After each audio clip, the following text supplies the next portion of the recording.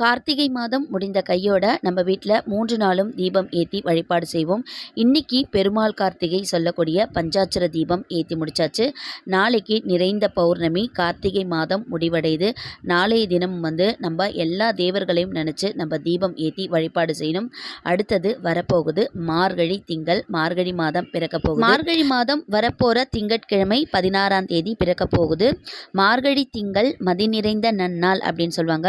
நம்ம கார்த்திகை மாதம் தீபத்திற்கு எவ்வளவு ஒரு உகந்த மாதமோ அதே மாதிரி தான் மார்கழி மாதம் நம்ம தெய்வத்திற்கு உகந்த மாதம் அப்படின்னு சொல்லுவாங்க.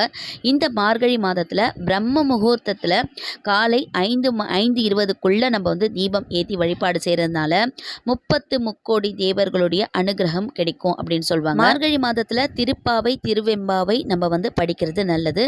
3 நாள் கார்த்திகை தீப வழிபாடை நான் பிக் வீடியோஸில் அப்லோட் பண்ணியிருக்கேன். லிங்க் கொடுத்துருக்கேன், செக் பண்ணி பார்த்துக்கோங்க.